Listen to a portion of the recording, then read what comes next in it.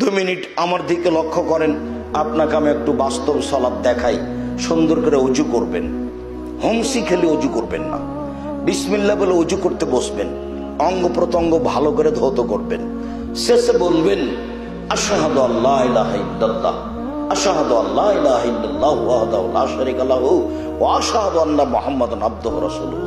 দোয়া পড়বেন, জান্নাতের সব দরজা খুলে যাবে। আল্লাহুম্মা জাল্লি মিনাত তাওয়াবিন ওয়া জাল্লি মিনাল মুতাতাহহিরিন, এই দোয়া পড়বেন, নেকি হবে। কি নেকি হবে তা রাসূল সাল্লাল্লাহু আলাইহি ওয়াসাল্লাম বলেননি, তবে আমরা মসজিদে এই দোয়াই মুখস্থ করেছি। একবারে আমার চাচা আবুল কাসেম মৌলভী শক্তভাবে মুখস্থ করিয়ে দিতেন, ওযু শেষে এই দোয়া পড়তে হয়, এইভাবে আমরা মুখস্থ করেছি। তখন বলেছি আল্লাহুম্মা জাল্লি মিনাত তাওয়াবিন ওয়া জাল্লি মিনাল মুতাতাহহিরিন। অথচ বুখারী মুসলিমের হাদিস, আল্লাহর নবী বলছেন, কেউ যদি ওযু শেষে আশহাদু আল্লা ইলাহা ইল্লাল্লাহু ওয়াহদাহু লা শারীকা লাহু ওয়া আশহাদু আন্না মুহাম্মাদান আবদুহু ওয়া রাসূলুহু বলে, তাহলে জান্নাতের সব দরজা খোলা। এরপরে আপনি জায়নামাজে আসবেন, জায়নামাজে এসে আপনি কোনো দোয়া পড়বেন না। ওযু শেষ করেছেন, দোয়া শেষ। মুসাল্লাতে দাঁড়িয়ে নতুন কোনো দোয়া থাকবে না। সর্বপ্রথম শব্দ হলো আল্লাহু আকবার। আল্লাহু আকবার বলার পূর্বে বিসমিল্লাহ বলার প্রমাণ নেই। আল্লাহু আকবার, আল্লাহ সবচেয়ে বড়, আল্লাহ সবচেয়ে বড়। প্রথম জমিনটা একটা ছোট ফুটবল, দ্বিতীয় জমিনটা তার চেয়ে বড়, তৃতীয় জমিনটা তার চেয়ে বড়, চতুর্থটা তার চেয়ে বড়, সপ্তম জমিনটা তার চেয়ে বড়, সব জায়গাতে আছে। তারপর অষ্টমটা হলো আকাশ, চতুর্দিকে আছে। তারপরে নবম, তারপরে 16তম আকাশটা হলো সব দিকে আছে। তারপরে একটা সাগর আছে। তারপরে 12 জন 8 জন ফেরেশতা আছে। তারপরে ফেরেশতার উপরে আরশটা আছে, আরশের উপরে আল্লাহ আছেন। আরশটা গোটা পৃথিবী সব আকাশকে ঘেরা আছে। তাহলে অষ্টম আকাশের চেয়ে বড় হলো আরশ, আরশের চেয়ে বড় হলেন আল্লাহ। তাহলে আল্লাহ কত বড়! আল্লাহু আকবার, সেটা দিন রাত বলছেন, বুঝতে পারেন না। আল্লাহু আকবার মিন কুল্লি শাইইন, আল্লাহ সবকিছুর চেয়ে বড়। সেখানে যে লিখে দিল আল্লাহ মোহাম্মদ, মোহাম্মদই আল্লাহ। আহলে হাদিসের লোকের মসজিদে লেখা আছে আল্লাহ মোহাম্মদ, মোহাম্মদই আল্লাহ। আচ্ছা, মোহাম্মদ এক জিনিস আর আল্লাহ এক জিনিস, দুটো এক হলো কি করে? মসজিদে সুন্দর করে লেখা আছে। জাহেলিয়াত মসজিদে এভাবে ঢুকেছে।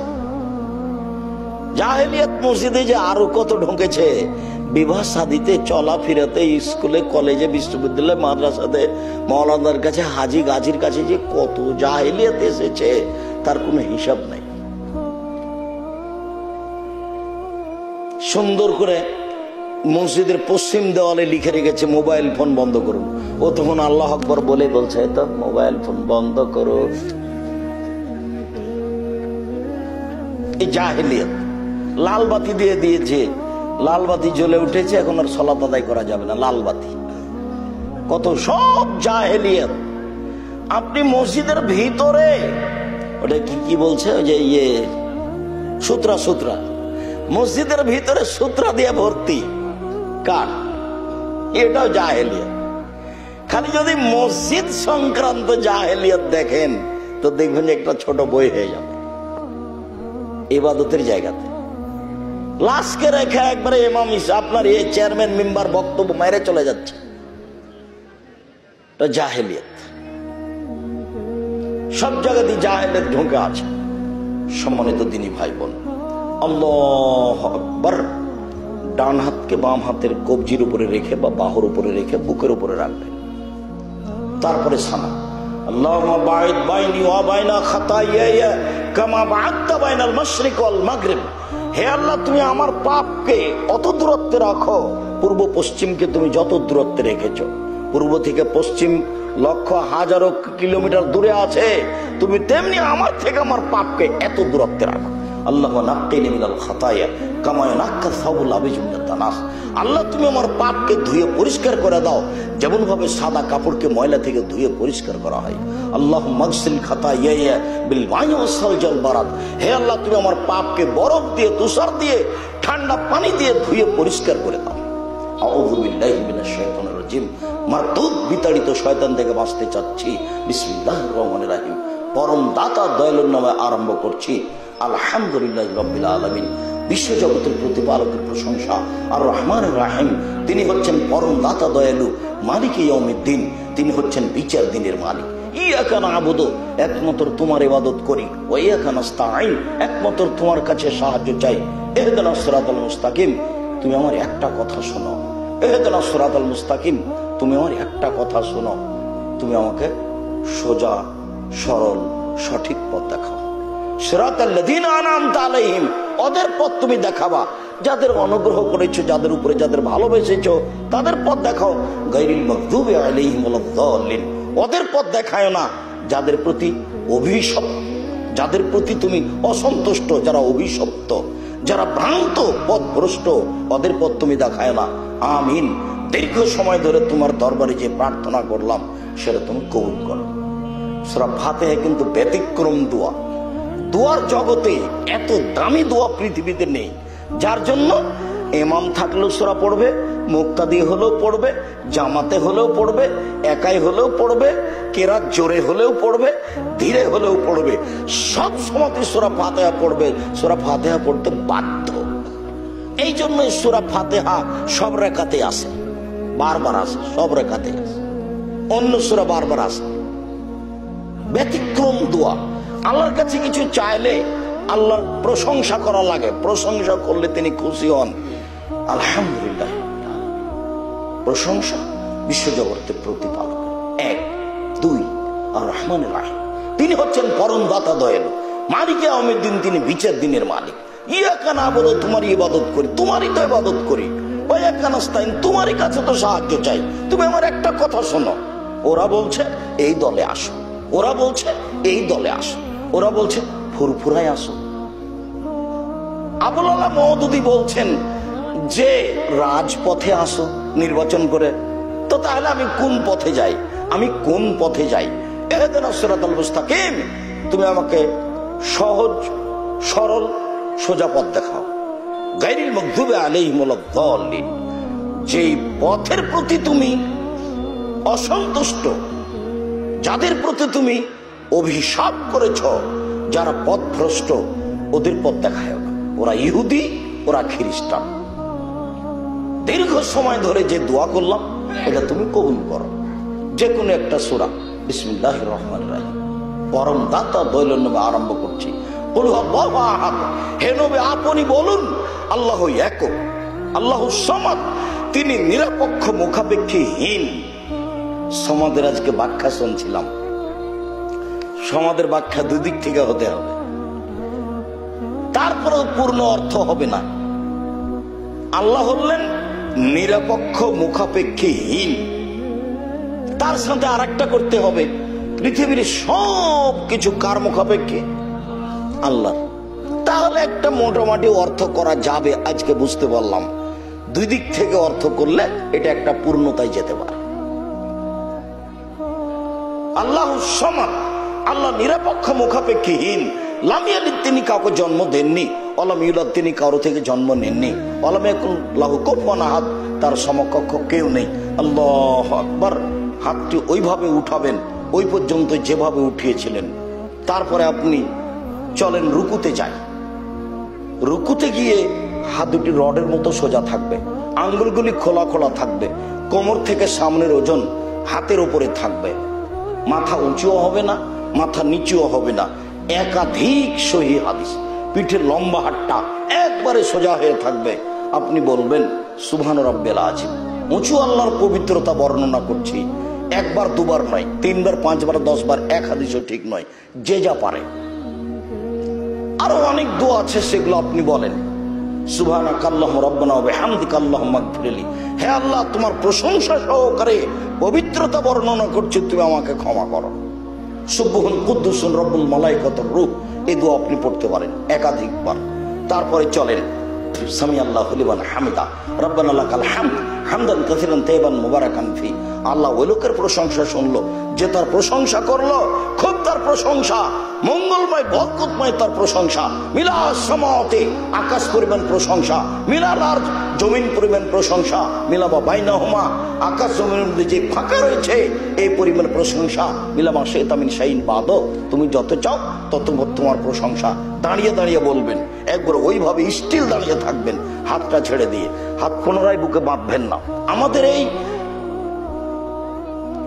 97 সাল থেকে এ যাবৎ 26 বছর থেকে আমরা যা তদন্ত করেছি তাতে রুকু থেকে উঠে পুনরায় হাত বুকে বাঁধতে হবে এর প্রমাণ পেশ করতে পারিনি।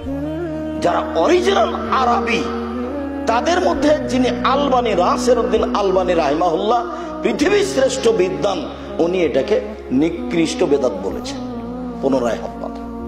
অনেকে যে দেখেন ওটা একটা ইজতেহাদ, পাওয়া যায় না, এই কথাই ঠিক। আর যেটা বলেছেন যে রুকু থেকে উঠে মানুষ যখন দাঁড়াবে তখন সব জোরকে স্ব স্থানে যেতে হবে। আমি যদি হাত ছেড়ে দিই তাহলে কোনরই জোরটা স্ব স্থানে যাবে, আর যদি আবার আমি হাত বাঁধি তাহলে জোরের দুইজনের মুখটা ফাঁকা থেকে গেছে। কথা বুঝতে পারেন? আর যদি ছেড়ে দিই তাহলে দুই জোড়ের মাথা কোথায় চলে গেছে? স্ব স্থানে চলে গেছে। ছেড়েই দিতে হবে, এটাই ঠিক। তারপরে চলেন যাই সিজদায়। সিজদায় যাওয়ার পূর্বে আপনার সাথে জরুরি কয়েকটা কথা। তার একটা হলো এই, হাত দুটি আঙ্গুল জমা করে কানের পাশে রাখবেন, কোনো এভাবে উঠে রাখবেন যাতে করে পেটের নিচ দিয়ে ছাগলের বাচ্চা পার হতে পারে। জরুরি কথা যে সিজদায় যাওয়ার সময়তে গায়ে যে কাপড় চুপড় আছে, চুল সবকিছুই যায় সিজদায়। যার করে আল্লাহ রাসূল বলছেন যে তোমরা চুলকে জড়িয়ে নিও না, কাপড় জড়িয়ে নিও না। আপনার সালাতের শুরুতেই হাত যদি জড়ানো থাকে তাহলে খুলে দিতে হবে। প্যান্ট পায়জামা উপরের দিকে জড়াতে হবে, নিচের দিকে নয়। নিচের দিকে জড়ানো নিষেধ, কেটে ফেলতে হবে। ওই সময় চুল বাঁধা থাকলে খুলে দেওয়াই ভালো, খোপা বাঁধাচ্ছে সবকিছুই সিজদায় যায়।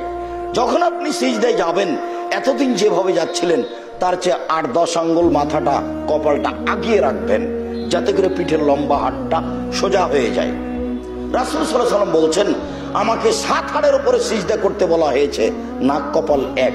নাক কপাল দুইটা মিলে একটা, নাকও লেগে থাকবে কপালও লেগে থাকবে। নাক আগে না কপাল আগে এটা বিবেচনার প্রয়োজন নেই। নাক কপাল দুই মিলে এক। এই দুই হাত এ হলো 3, দুই হাঁটু এ হলো 5, দুই পায়ের বৃদ্ধাঙ্গুল এ হলো 7। এই 7টা অঙ্গের উপরে সিজদা করতে হবে। জরুরি যে সিজদা করে আপনি গাও চুলকাবেন না। সিজদা অবস্থায় যদি গাও চুলকান, হাত উঠান, তাহলে এবার কয়টা মাটিতে লেগে আছে? 6টা। যদি এক পা দিয়ে আর এক পা চুলকান তাহলে 6টা। একটাও করা যাবে না, এখন করলে পরে করতে হবে। আপনি সিজদা বলবেন সুবহান রাব্বিয়াল আলা, উঁচু আল্লাহর পবিত্রতা বর্ণনা করছি। আরো যত দোয়া আপনার মুখস্থ আছে হাদিসের দোয়া আপনি বলার চেষ্টা করেন। সিজদায় দোয়া কবুল হয় বলতে থাকেন। উঠে আসেন, আল্লাহুম্মা গফিরলি ওয়ারহামনি ওয়াহদিনি ওয়াফিনি ওয়ারযুকনি। আল্লাহ তুমি আমাকে হেদায়েত দাও, আল্লাহ তুমি আমার প্রতি দয়া করো, আল্লাহ তুমি আমাকে খেতে দাও, আল্লাহ তুমি আমাকে ক্ষমা করো। দুই সিজদার মাঝে অনেক দোয়া আছে, তার আর একটা আছে রব্বিক ফিরলি, রব্বিক ফিরলি, আল্লাহ তুমি আমাকে ক্ষমা করো, আল্লাহ তুমি আমাকে ক্ষমা করো, একাধিকবার। আবার সিজদায় যান, সিজদায় এভাবে থেকে যান। রাসূল সাল্লাল্লাহু আলাইহি সাল্লাম বলছেন, সাহাবী যা বলছেন তাতে রাসূল সাল্লাল্লাহু আলাইহি সাল্লামের সালাতে রুকু সিজদা মাখানাল কিয়ামে ওয়াল কউদে, আত্তাহিয়াতুর বৈঠক আর দাঁড়িয়ে থাকার বৈঠক এ ব্যতীত সবই সমান। যতটুকু সিজদায় থেকেছে উঠে ততটুকু থাকবে, যতটুকু রুকুতে থেকেছে রুকু থেকে উঠে ততটুকু থাকবে। দুই সিজদার মাঝে বিরতি রাখবে ততটুকু। সবাই প্রায় সমান সমান। তার মানে সিজদা থেকে উঠে আপনি বসে থাকেন, আবার চট করে সিজদায় চলে গেলে এই সালাত কবুল হবে না। যে পরিমাণ সিজদায় থেকেছেন কাছাকাছি ওই পরিমাণে উঠে বসে থাকবেন, তাহলে আপনার সালাত কবুল হবে। তাহলে রাসূলের পদ্ধতিতে হবে, তাছাড়া পদ্ধতিতে হবে না। আপনি এইভাবে আরেক রাকাত পড়েন। যদি আত্তাহিয়াতুর বৈঠক হয় তাহলে বাম পায়ের পাতার উপরে বসবেন, ডান পা খাড়ো করে রাখবেন।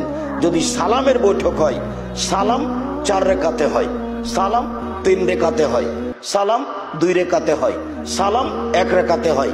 সালামের বৈঠকেই নিতম্বের উপরে বসবেন।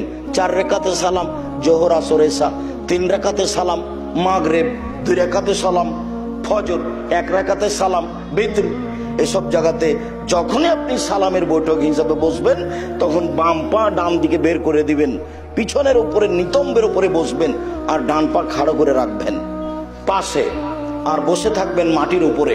বাম হাতের আঙ্গুলগুলি জমা জমা করবেন, আর ডান হাতের এই কনিষ্ঠ আঙ্গুল, কুড়ে আঙ্গুল এবং তার পরেরটা চেপে ধরবেন। এভাবে চেপে ধরে তার পরের আঙ্গুলের নখের উপরে বৃদ্ধাঙ্গুলের মাথাটা রাখবেন। এভাবে গোলাকার করে এই আঙ্গুলটা, তর্জনী আঙ্গুলটা অবিরাম নড়াতে থাকবেন। একবার উঠাতে হবে, এর প্রমাণে পৃথিবীতে ভুয়া হাদিসও নেই, মানে যা জয় কিছুই নেই, এমনিতেই চলছে। সর্বদা নড়তে থাকবে। এর অর্থ হলো শয়তানকে আঘাত করা। আত্তাহিয়াতু লিল্লাহি ওয়াসসালাওয়াতু ওয়াত-তাইয়্যিবাত, সমস্ত ইবাদত আল্লাহর জন্য। আসসালামু আলাইকা আইয়ুহান নবী, হে নবী আপনার উপরে শান্তি অবতীর্ণ হোক। আসসালামু আলাইনা ওয়া আলা ইবাদিল্লাহিস সালিহিন, শান্তি আমাদের উপরে হোক, শান্তি ভালো মানুষের উপরে হোক। আশহাদু আল্লা ইলাহা ইল্লাল্লাহ ওয়া আশহাদু আন্না মুহাম্মাদুর আবদুহু ওয়া রাসূলুহু, সাক্ষ্য দিচ্ছি আল্লাহ ছাড়া কোনো মাবুদ নাই, সাক্ষ্য দিচ্ছি মুহাম্মদ আল্লাহ রাসূল এবং তার বান্দা। আল্লাহুম্মা সাল্লি আলা মুহাম্মাদ ওয়া আলা আলি মুহাম্মাদ কামা সাল্লাইতা আলা ইব্রাহিম ওয়া আলা আলি ইব্রাহিম ইন্নাকা হামিদুম মাজিদ।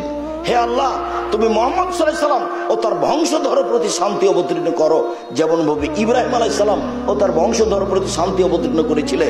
তুমি প্রশংসনীয়, তুমি জ্ঞানী। আল্লাহুম্মা বারিক আলা মুহাম্মাদ ওয়া আলা আলি মুহাম্মাদ কামা বারাকতা আলা ইব্রাহিম ওয়া আলা আলি ইব্রাহিম ইন্নাকা হামিদুম মাজিদ। হে আল্লাহ, তুমি মুহাম্মদ সাল্লাল্লাহু আলাইহি সাল্লাম ও তার বংশধরের প্রতি বরকত নাজিল করো, যেমন ভাবে তুমি ইব্রাহিম আলাইহিস সালাম ও তার বংশধরের প্রতি বরকত নাজিল করেছো। তুই প্রশংসনীয়, তুমি জ্ঞানী। এরপরে আপনার ইচ্ছা মতো দোয়া, তার মধ্যে একটা দোয়ায়ে মাসুরা, আল্লাহুম্মা ইন্নী যালামতু নাফসি যুলমান কাসীরা ফাগফিরলি মাগফিরাতাম মিন ইনদিক ওয়ারহামনি ইন্নাকা আনতাল গাফুরুর রহিম। হে আল্লাহ, জীবনে খুব পাপ করেছি, তুমি আমাকে ক্ষমা করো। ক্ষমা তোমার পক্ষ থেকে হয়ে থাকে। তুমি যদি ক্ষমা না করো, তুমি যদি দয়া না করো, কে ক্ষমা কে দয়া করবে? আল্লাহুম্মা ইন্নী আউযু বিকা মিন আযাবি জাহান্নাম, তোমার কাছে বাঁচতে চাচ্ছি জাহান্নামের শাস্তি থেকে। আউযু বিকা মিন আল্লাহুম্মা ইন্নী আউযু বিকা মিন আযাবিল কবর ওয়া আউযু বিকা মিন ফিতনাতিল মাসীহিদ দাজ্জাল, তোমার কাছে বাঁচতে চাচ্ছি কবরের শাস্তি থেকে, তোমার কাছে বাঁচতে চাচ্ছি দাজ্জালের ফিতনা থেকে। আউযু বিকা মিন ফিতনাতিল মাহি ওয়াল মামাত, তোমার কাছে বাঁচতে চাচ্ছি ইহকাল এবং পরকালের যত বিপদ আছে সব বিপদ থেকে। আল্লাহুম্মা ইন্নী আউযু বিকা মিনাল মা'সামি ওয়াল মাগরাম, তোমার কাছে বাঁচতে চাচ্ছি ঋণ কর্য হতে, বড় পাপ হতে। সহজে ঋণ নিয়ে কিছু করবেন না, ঋণ কর্য হতে, বড় পাপ হতে। আরো কিছু যা দোয়া আছে মুখস্থ কোরআন এবং হাদিসে, সব বলার চেষ্টা করবেন। আসসালামু আলাইকুম রাহমাতুল্লাহ, আসসালামু আলাইকুম রাহমাতুল্লাহ। এই হলো সংক্ষিপ্ত সালাত। এখন যা হবে তা জিকির।